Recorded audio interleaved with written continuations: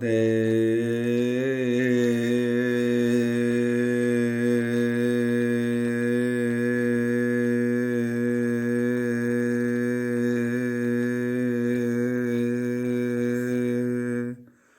বাসুদেবায়।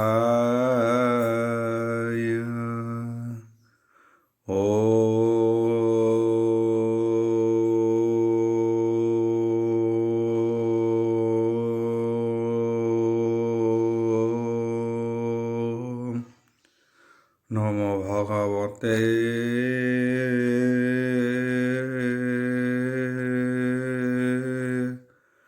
বাসুদেবায়।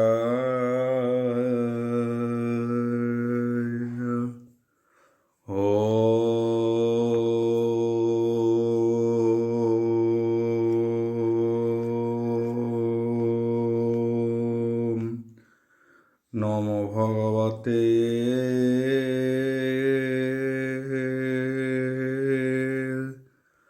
वासुदेवाय।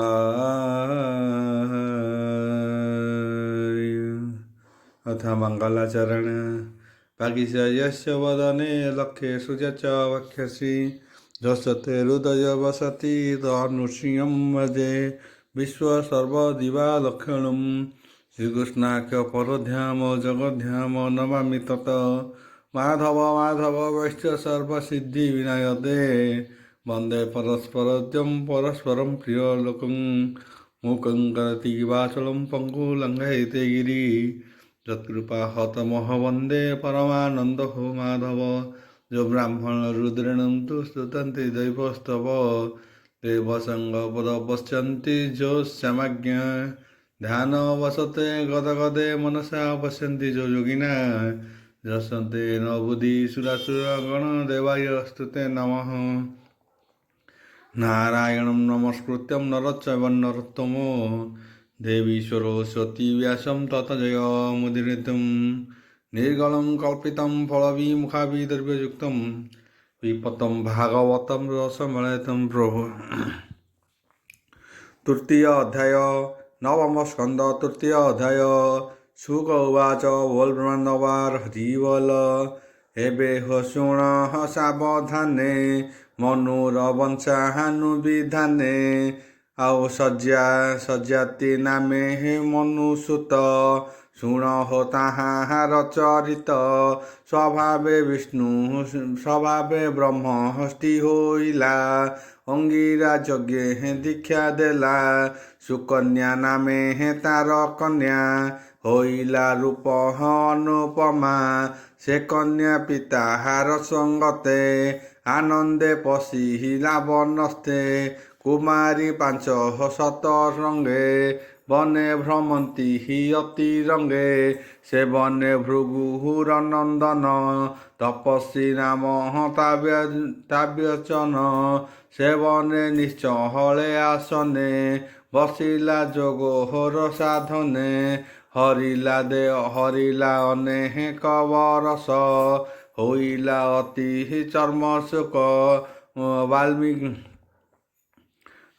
वाल्मीकि कुटी तार देही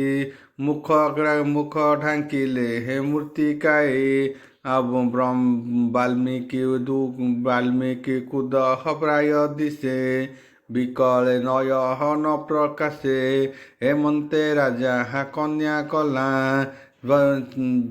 चवन निकटे मिलिला बुलिक कुदह मध्य भिन्न दिश मुनि कनयन अक्लुध बने हे ज्योति नाही सुकन्या मने हे विचारई एत सुंदर ज्योति दिशे तेज निमंतिमंत एत सुंदर ज्योति दिशे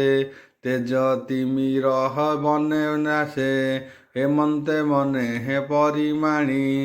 कक वृक्ष कहलाणी सेवेनी ज्योति कला लक्षत तक्षणे प्रवेशी तक्षणे प्रसिहिला रकत ଆଉ ବୁଲକ ମଧ୍ୟ ଶୁଣି ବନେ ଧରା ଦିଶଇ ମୁନି ଦେହେ ମୁନିଙ୍କୁ ଅପମାନ କଲା ଶୁଣ ହୋ ଅଭିମନ୍ୟୁ ବଳା ତକ୍ଷଣେ ରାଜାର ସମତେ ଅପରେ ଥିଲେ ହେ ଲୋକ ଯେତେ ସର୍ବେ ହୋଇଲେ ହେ ଅପରାଧୀ ହୋଇଲା ମୂର୍ଦ୍ଧ ଦ୍ୱାର ରୁନ୍ଧି ସୁକନ୍ୟା ସଙ୍ଗେ ହେ କନ୍ୟା ଯେତେ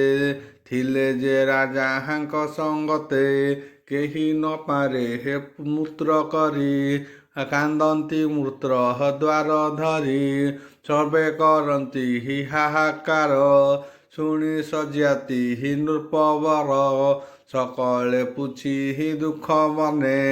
କନ୍ୟାଙ୍କୁ ବୋଲହନ୍ତି ବଚନେ ତୁଜେ ବନସ୍ତ ଭ୍ରମୁଥିଲୁ କାହିଁକି ଅବାହା ଚରିଲୁ ସେ କର୍ମ ବକଳେ ବ୍ୟାଧ ରହିଲା ସୂତ୍ର ମୂତ୍ର ଦ୍ୱାର ରୁନ୍ଧ ସର୍ବେ ମରିବା ଏହି କ୍ଷଣେ ସୁକନ୍ୟା କହେ ତାହା ଶୁଣେ ଭୋତାତଲ ବାଲ୍ମୀକ ଉପରେ ଜ୍ୟୋତି ଯୁଗଳ ଦେଖି କରେ ଉନ୍ମକ୍ତ ପ୍ରାୟ ମୁହିଁମଣି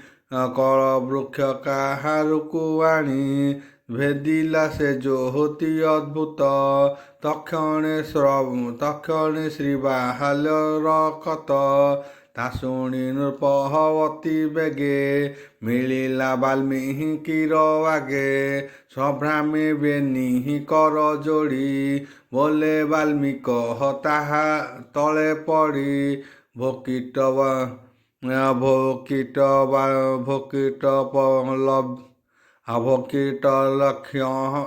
ଲକ୍ଷ୍ୟ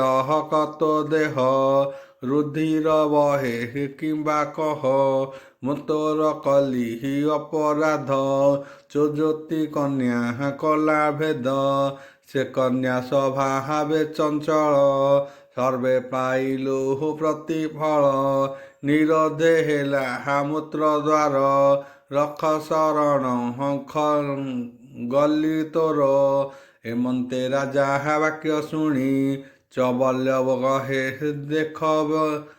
ଖେଦବାଣୀ ଭନୁର୍ପ ଭୃଗୁ ରକୁମର ବଚନ୍ୟ ଋଷି ନାମ ମୋର ମୁଁ ଏ ଅରଣ୍ୟ ତପ କରି ଚିନ୍ତଇ ପ୍ରଭୁ ନରହରି ଆସନ ବସି ହୀନ ନିଶ୍ଚଳ ଏମନ୍ତେ ଗଲା କେତେ କାଳ ବୁଲୁକ କୀଟ ମୋ ଶରୀରେ ମାଂସ ରୁଧିର ଭକ୍ଷି ଖରେ ମୂର୍ତ୍ତିକା ମୋହର ଉପରେ ମୁଖେ ଆଚ୍ଛାଦି ନିରନ୍ତରେ ଦେହ ଭିକିଲେ ସ୍ୱାଦ ରହେ କେବଳ ଅସ୍ଥି ରହେ ଶେଷେ ଏମନ୍ତେ ମୁନି ମୁଖ ଶୁଣି ଚରଣେ ପଡ଼ି ନୃପମଣି ଧରିଣ ମୁନିଙ୍କ ଚରଣ ବୋଲଇ କର ପରିତ୍ରାଣ ଏ ଯେ ସୁକନ୍ୟା ମୋଦୁଲଣି ଏ ହେଉ ତୋହର ଘରଣୀ ସତ୍ୟ ବଚନ ଏ ମୋହର ଏକଥୁ ସାକ୍ଷୀ ଦିବାକର ହେମନ୍ତେ ରାଜା ମୁଖ ଶୁଣି ଚାବଲ୍ୟ କହେ ମଞ୍ଜୁବାଣୀ ଏ ଯେବେ ସତ୍ୟ ବାକ୍ୟ ତୋର ଶୁଭ୍ର ସକଳ ମୂତ୍ର ଦ୍ୱାର ଶୁଣି ସେ ଚବଲ୍ୟ ବଚନ ଫୁଟିଲା ମୂତ୍ର ନିରୋଧନ ସର୍ବେ ଲଭିଲେ ପରିତ୍ରାଣ ଏବେ ପରୀକ୍ଷିତ ଶୁଣ ମୁନିଙ୍କୁ କନ୍ୟା ବାଦ୍ୟ କଲି ରାଜା ଚଳିଲା ନିଜ ପୁରୀ ନିଜ ଜନଙ୍କ ସଙ୍ଗେ ମିଶି ଚବଲ୍ୟ ମହିମା ପ୍ରକାଶୀ ସୁକନ୍ୟା ଚବଲ୍ୟ ସମୀପେ ଖଟଇ ମନ ଅନୁରୂପେ ନିତ୍ୟ କଳ୍ପିତ ଭିକ୍ଷା ଆଣି ଯେ ମିଳେ ଶାକ କନ୍ଦ ପାଣି ହେମନ୍ତେ ଶୁଣ ନୃପବର ବିଧାତା ବଳ ବଳିଆର ହେମନ୍ତେ କେତେ କାଳ ଗଲା ସୁକନ୍ୟା ରାଜା ପ୍ରକାଶିଲା ସେଦିନ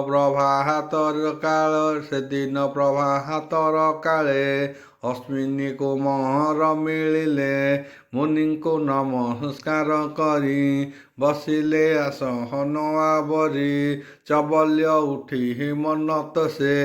ଅଶ୍ବିନୀ କୁମାରଙ୍କ ପାଶେ ପାଦଗ୍ୟ ଚରଣ ପୂଜିଲା ଅନେକ ସ୍ତୁତି ବାକ୍ୟ କଲା ବୋଲନ୍ତି ବିଶ୍ରାମ କରାଇ ଦେବଙ୍କ ଦୈତ୍ୟ ତୁମ୍ଭେ ଦୁଇ ଯେ ତୁମ୍ଭ ନାମ ଉଚ୍ଚାରନ୍ତି ରୋଗ ପ୍ରବନ୍ଧୁ ସେ ତରନ୍ତି ଦେଖ ଏ ମୋହର ଶରଣ ରଜା ଅବସ୍ଥା ରଜ ସଜାତି କନ୍ୟା ମୋର ଦେଲା ଭାବେ ଅଭାବ ନ ଜାଣିଲା ଦେଖ ଏ କନ୍ୟା ପ୍ରତିବ୍ରତା ଏହାକୁ ହୁଅ ବର ଦାତା ଏ ବୃଦ୍ଧ ଦୁଃଖ ମୋର କହ ଯୁବା ବୟସ ମତେ କର ମୁଁ ପୁଣି ତୁମ୍ଭ ଉପକାରେ କରିବି ଯଥାର୍ଥ ଭାରେ ତୁମ୍ଭେ ଯେ ଦେବ ଦୈତ୍ୟ ଦୋଷ ଯଜ୍ଞ ନ ଲଭ ସୋମବଂଶ ଏବେ ମୁଁ ତୁମ୍ଭଙ୍କୁ ବରିବି ଆନନ୍ଦେ ଯଜ୍ଞ ଭାବେ ଦେବି ଇନ୍ଦ୍ର କି ଗରିବ ମୋହର ଯୁବା ଶରୀର ମତେ କର ହେମନ୍ତେ ମୁନି ମୁଖୁ ଶୁଣି ଅଶ୍ବିନୀ ସୁତ ମନେ ଗୁଣି ବୋଲନ୍ତି ମୁନି ମୁଖ ଚାହିଁ ଏକଥା ଅନ୍ୟଥା ନୁହଁ ଅମ୍ବର ସଙ୍ଗେ ସିଦ୍ଧ ଦେହ ସ୍ନାହାନ କର ଅପ୍ରମାଦ ହୋଇବ କନ୍ଦର୍ପ ଶରୀର ପ୍ରତ୍ୟକ୍ଷ ଦେଖ ମନ୍ତ୍ରବଳ ତା ଶୁଣି ଚବଲ୍ୟ ଆନନ୍ଦେ ବେଗେ ପଶିଲେ ସିଦ୍ଧ ହ୍ରଦେ ତିନି ହସ୍ତେ ହସ୍ତ ଧରି ଜଳେ ବୁଡ଼ିଲେ ବୋଲି କରି ତକ୍ଷଣେ ଏକ ରୂପ ହୋଇ ଉଠିଲେ କନ୍ୟା ମୁଖ ଚାହିଁ କିଅ ବା ଦେବା ପଟାନ୍ତର ରୂପେ ମୋହିଲେ ସୁର ନର ସେ କନ୍ୟା ତୀରେ ଚାହିଁଥିଲା ନିଜ ସ୍ୱାମୀ କି ନ ଚାହିଁଲା ବିକଳେ ହୋଏ ଛନ୍ନ ଚାହିଁଣ ତାହାଙ୍କ ବଦନ କର ଅଞ୍ଜଳି ଶିରେ ଦେଇ ବୋଇଲ ମତେ କର ତ୍ରାହି ମୁଁ ଯେବେ ସତ୍ୟ ପ୍ରତିବ୍ରତା ନିକଟେ ଦିଅ ମୋର ବାର୍ତ୍ତା ଅଶ୍ବିନୀ ଶ୍ରୁତ ତାହା ଶୁଣି ସ୍ୱାମୀ କି ଦେଲେ ତାର ଆଣି ଋଷିଙ୍କ ନମସ୍କାର ହୋଇ ସ୍ୱର୍ଗେ ଚଳିଲେ ବେନି ଭାଇ ଶୁଣ ହୋ ପରୀକ୍ଷିତ ଏବେ ସଜ୍ଜାତି ଯଜ୍ଞର ଆରମ୍ଭେ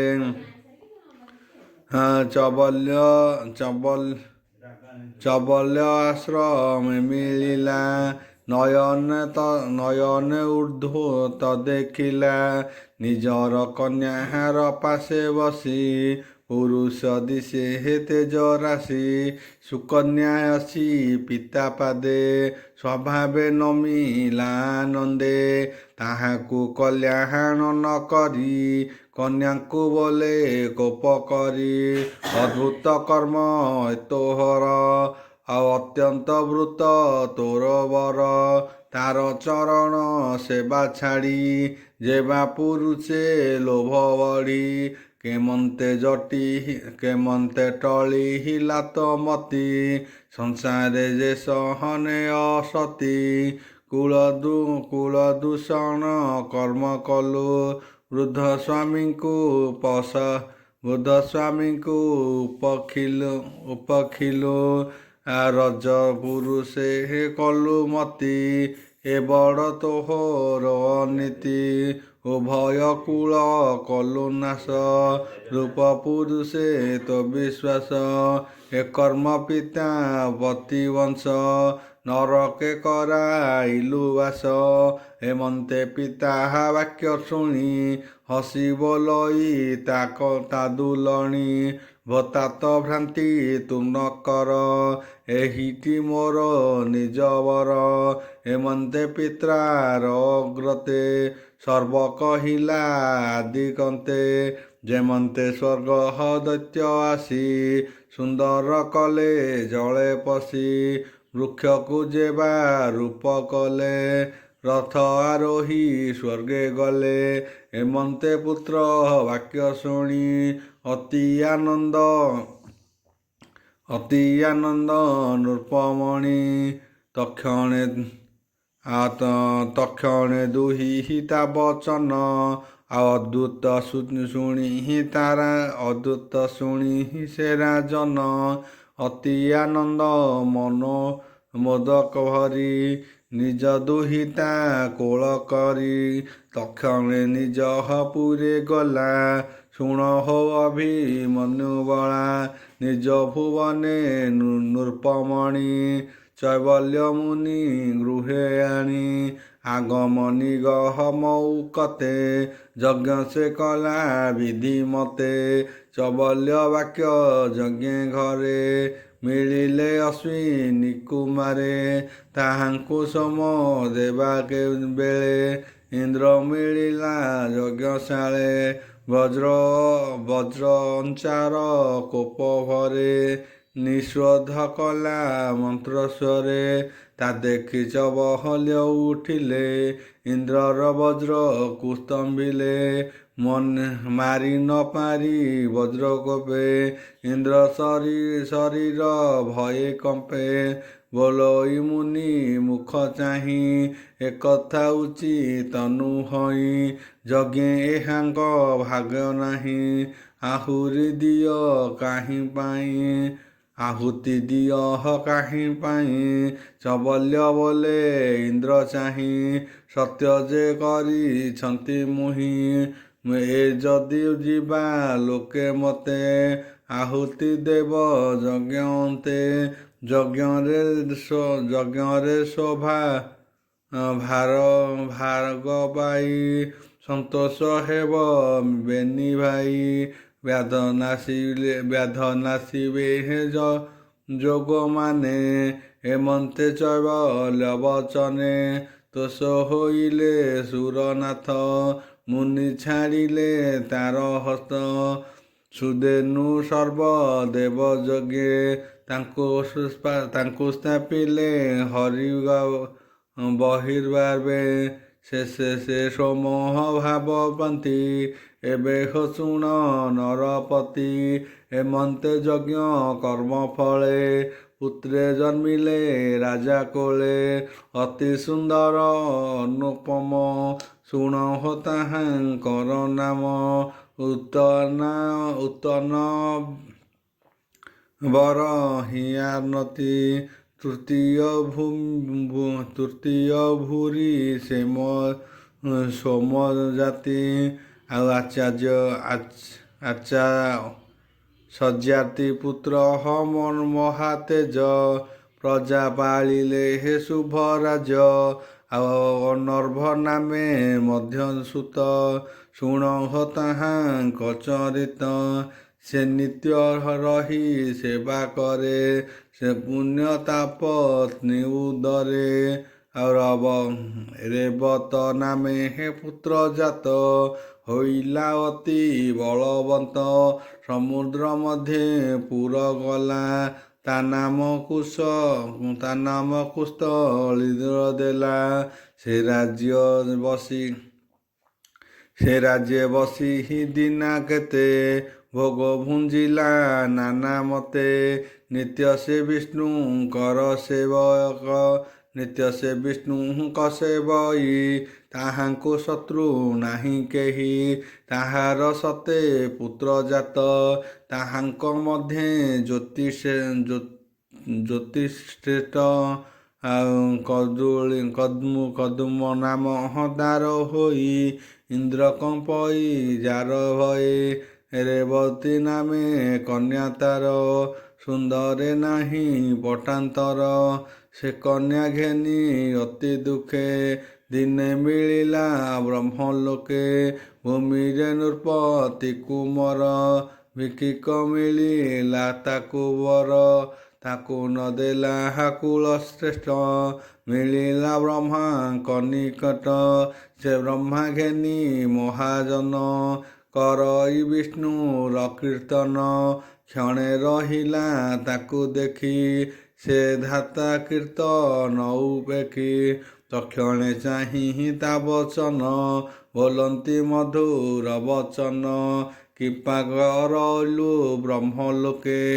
ଏ କନ୍ୟା ଘେନି ମନ ଦୁଃଖେ ବ୍ରହ୍ମା ବଚନ ଦଣ୍ଡଧାରୀ ଚରଣେ ନମସ୍କାର କରି ବୋଇଲ ଅତି ଦୁଃଖ ବରେ ଏ କନ୍ୟା ଦେବୀ କେଉଁ ବରେ ଏ କଥା ରାଜା ମୁଖ ଶୁଣି ହସି ବୋଲନ୍ତି କୁଶପାଣେ ଉଦ୍ଧତ କଥା ଏ ତୋହର ଭୂମିରେ ନବରିଲୁ ବର ତୁ ଯା କଥା ଅଇହିଲୁ ତୁ କହି ଭୂମିରେ ତାର ବଂଶ ନାହିଁ ବ୍ରାହ୍ମଣ ମଧ୍ୟେ କାଳ ବଳେ ଅନେକ ଯୁଗ ବହି ଗଲେ ତା ପୁତ୍ର ନିତ୍ୟ ତା ପୁତ୍ର ନାତି ଯେତେ ଥିଲେ କାଳର ବଳେ ହେ ନାଶ ଗଲେ ତା ଗାତ୍ରେ ନାହିଁ ରବି ତେଜ ତେଳ ତା ଗାତ୍ରେ ନାହିଁ ରବି ତଳେ ଶୁଣ ହୋ ଯେତେ ଯୁଗ ଗଲେ ପ୍ରଚଣ୍ଡ କାଳ ଲୀଳା ବଳେ ବିଷ୍ଣୁ ରହିବେ ରବି ତଳେ ଶପଥ ବିଂଶ ଚତୁର୍ବର୍ଗ ଭୂମିରେ କାଳ କଲା ବର୍ଗ ଅଧିକ 3 ଯୁଗ ଗଲା କଳିର ଆଗମନ ହେଲା ଦ୍ୱାପର ଯୁଗ ଅବସାନେ ଏବେ ତୁ ଶୁଣ ମୋ ବଚନେ ଭାରା ନିବାରଣ ନିମନ୍ତେ ବିଷ୍ଣୁ ଜନ୍ମିଲେ ଏ ଜଗତେ ଦେବକୀ ଗର୍ଭେ ଦେହ ବହି ନୀଳ ଧବଳ ରୂପ ହୋଇ ଅନନ୍ତ ବଳ ଭଦ୍ର ରୂପେ ଜନ୍ମ ଲଭିଲେ ମୋହ କଳ୍ପେ ଏ କନ୍ୟା ରତ୍ନ ତାଙ୍କୁ ଦେଇ ଭବସାଗରୁ ତର ତୋହି ଏମନ୍ତେ ବ୍ରହ୍ମା ମୁଖୁ ଶୁଣି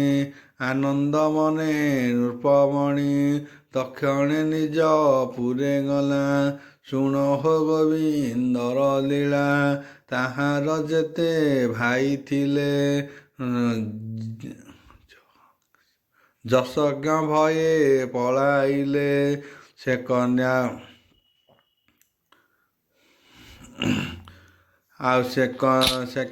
ବଳ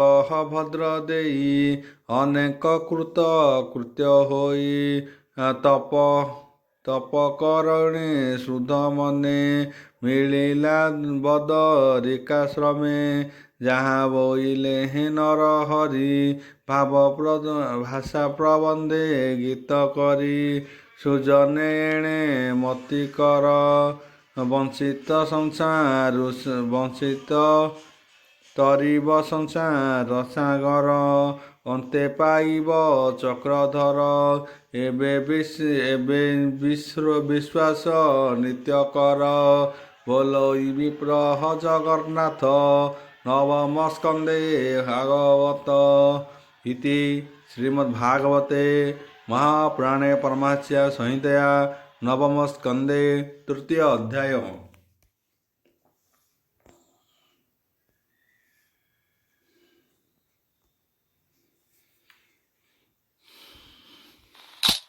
ଚତୁର୍ଥ ଅଧ୍ୟାୟ ନବମ ସ୍କନ୍ଧ ଚତୁର୍ଥ ଅଧ୍ୟାୟ ଶୁକ ଉବାଚ ବୋଲ ପ୍ରେମାନନ୍ଦବାର ହରି ବୋଲ।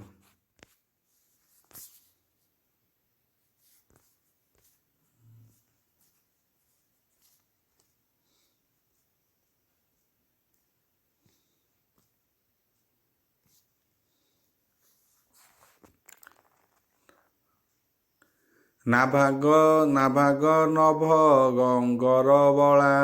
পূর্বে ସେ ବ୍ରହ୍ମଚର୍ଯ୍ୟ କଳା। ନାଭାଗ ନଭ ଗର ବଳା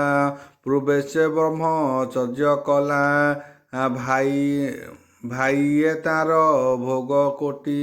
ସର୍ବେ ସମ୍ପଦ ନେଲେ ବାଣ୍ଟି।